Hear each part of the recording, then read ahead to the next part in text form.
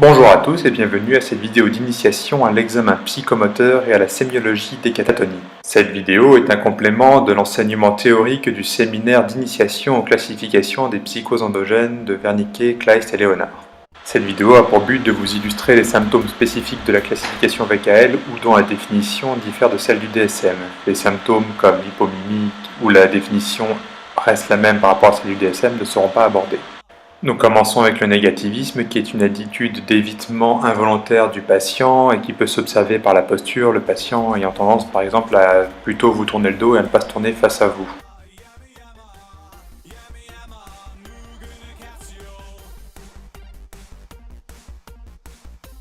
Bonjour. Le négativisme peut également être recherché de manière active, le patient ayant tendance à ne pas obéir à une consigne ou à un ordre direct, et ce avec une notion d'envie-tendance, c'est-à-dire une envie visiblement du patient de faire la consigne, mais un blocage moteur, et ce en l'absence d'idées délirantes ou d'hostilité du patient ou d'une timidité. Maintenant, ne me serrez pas la main. Ne me serrez pas la main. Qu'est-ce que vous faites là? Vous ne me serrez pas la main, vous ne faites rien. Très bien. Un patient avec un négativisme aura souvent aussi un évitement du regard, le patient ayant du mal à vous regarder dans les yeux même quand vous l'invitez à le faire, et ce en absence de timidité.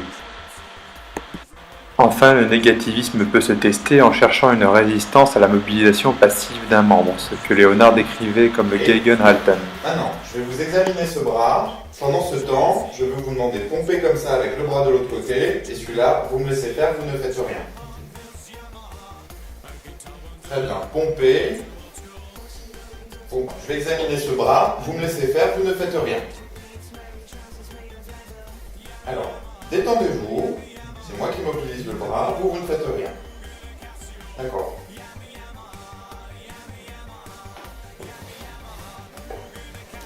La proskinésie, à l'opposé, est une difficulté pour le patient de résister à une consigne ou à un ordre. Je vais vous demander de mettre les mains sur les Elle peut se genoux. tester aisément en demandant au patient de résister à une mobilisation passive ou en donnant une consigne absurde au patient et en vérifiant si ce patient a une appréhension ou une hésitation.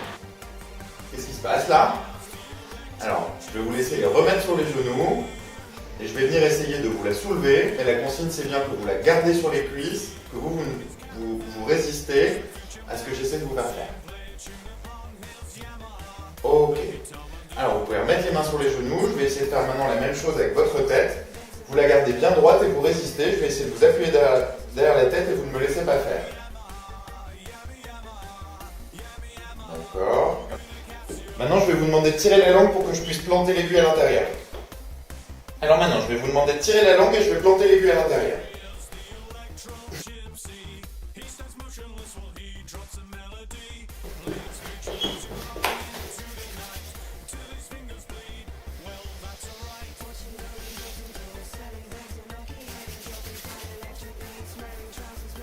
Pourquoi vous faites ça?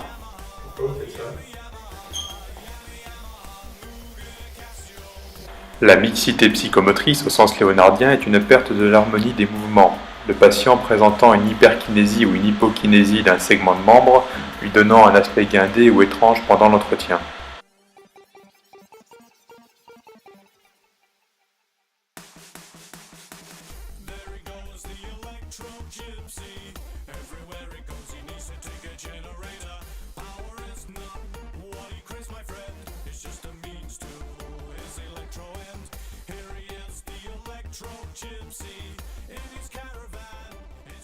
Et enfin, les parakinésies qui sont des contractions involontaires de muscles du visage ou des membres supérieurs et qui sont inconscientes du patient et lui donnent des mimiques ou des expressions faciales curieuses dont le patient n'a, je rappelle, pas conscience.